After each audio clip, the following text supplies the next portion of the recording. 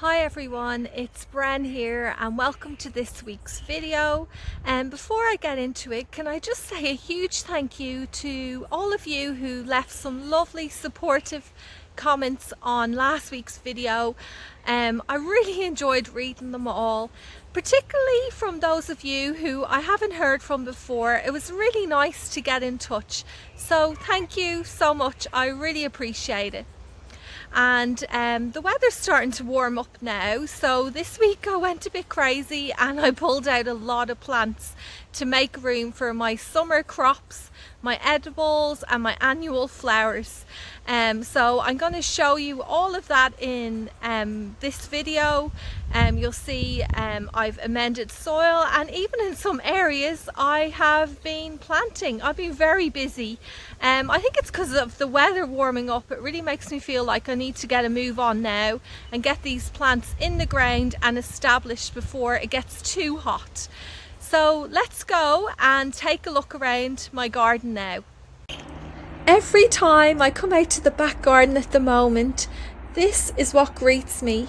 I believe it's a pink Banksia rose and it's at the bottom of the steps. It's got lovely big clusters of single blooming pink flowers which are very lightly scented on these really long rambling stems.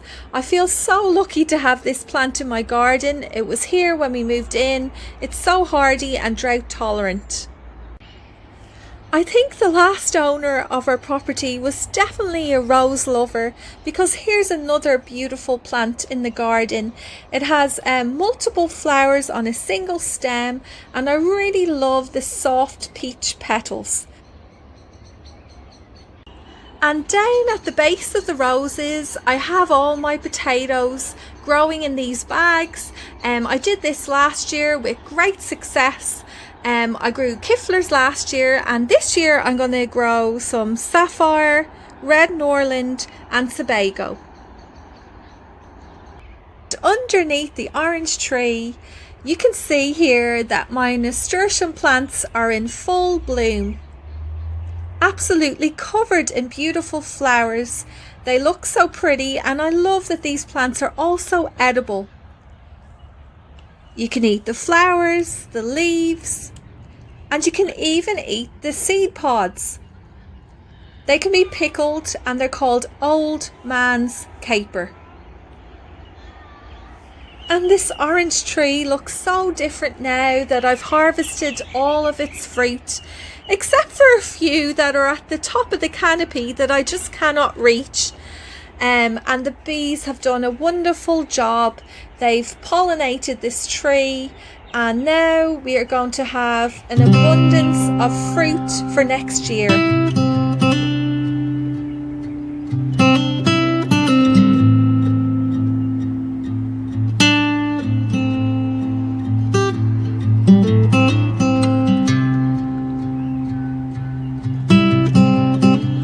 And here at the very back of the garden is my new area for this year that I've been working on.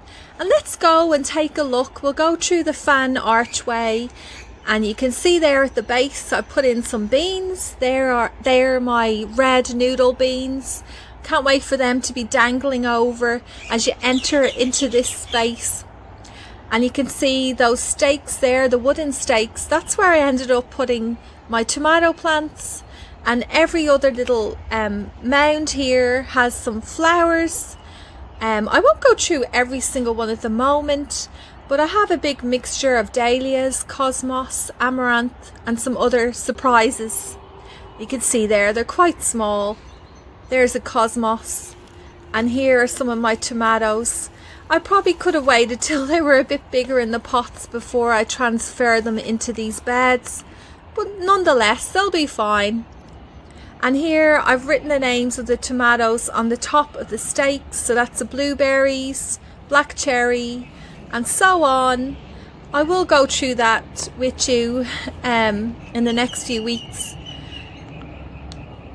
I just love being able to share my garden with you, and I'm excited to show you how this space develops and, you know, let you know how I'm getting on. If I come across any issues, I mean, I have been thinking about the water, like how much water is it going to take, and that could be a problem, but let's just see what happens.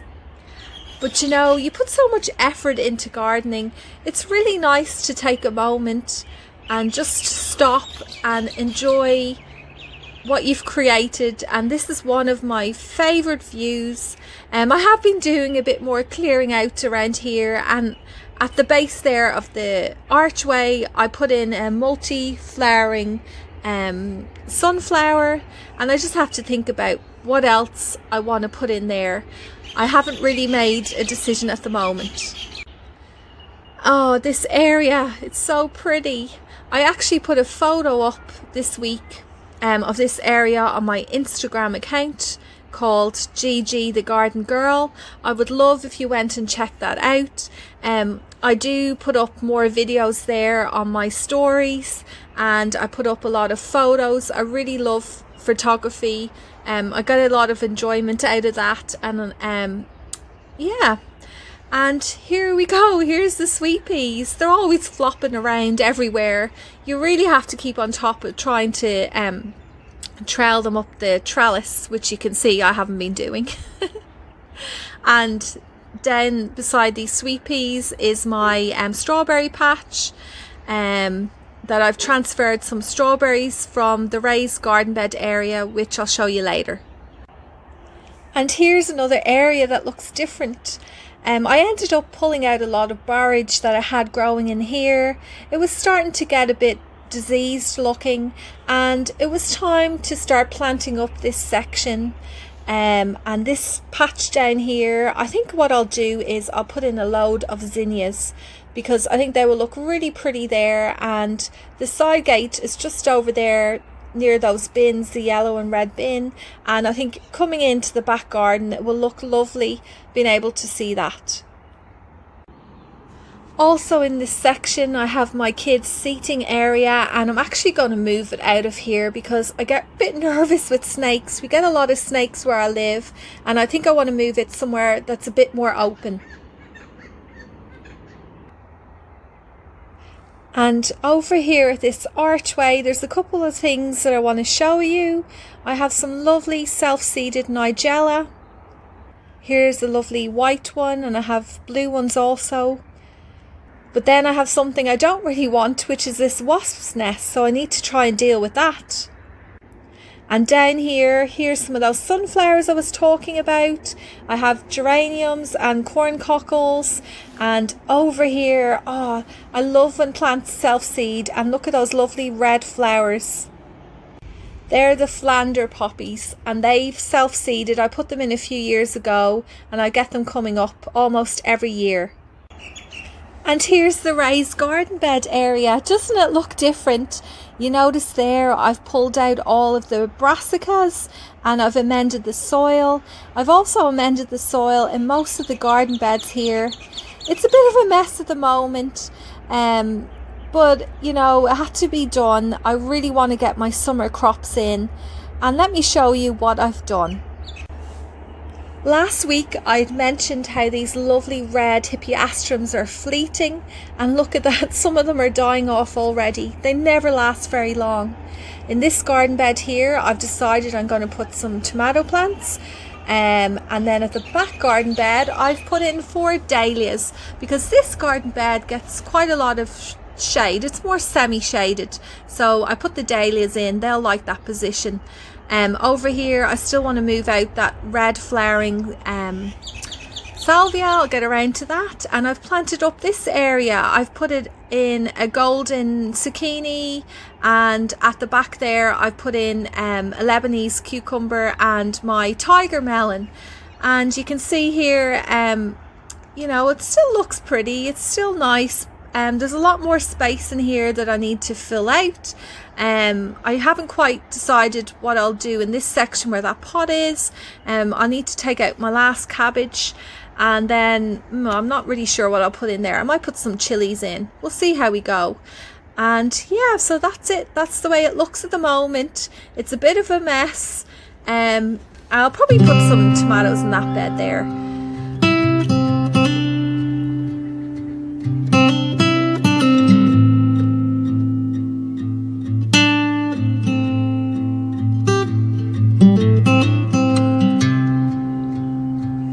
I'm around at the front garden now. I wanted to show you this area because it's grown so much. I love those yellow flowers from the bearded irises. I'm so delighted with them because this is the first year they're flowering. And up along the fence line, I can see the little shoots popping through the soil of the Jerusalem artichokes. I've also put in some more sunflower plants. But look what's happening over here. Oh my goodness. These are my Cape gooseberries and they have been demolished yet again. Here's the culprit, the three-striped potato beetle. You can see it there. Its little yellow body with some black stripes on it. And I'll show you this. This is in their larval state. I think I'm pronouncing that right. They look like little slugs and they completely defoliate the plant. I can't believe they're back again.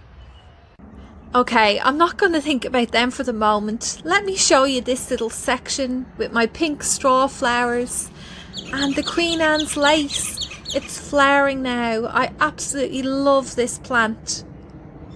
It's got these beautiful umbrella type flower stems and they just like float like clouds. They look so good in flower arrangements.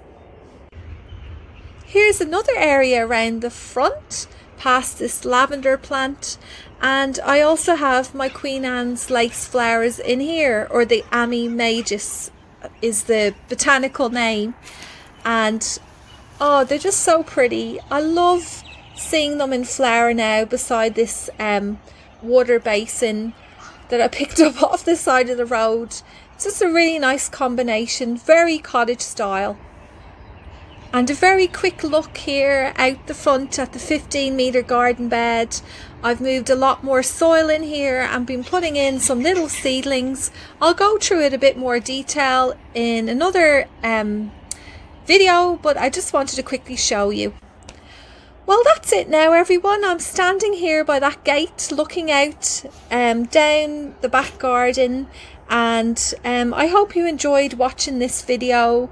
You can see it's a bit of a mess. There's piles of plants everywhere, stuff everywhere, but this is the reality. The garden's in transition, and thank you so much for watching.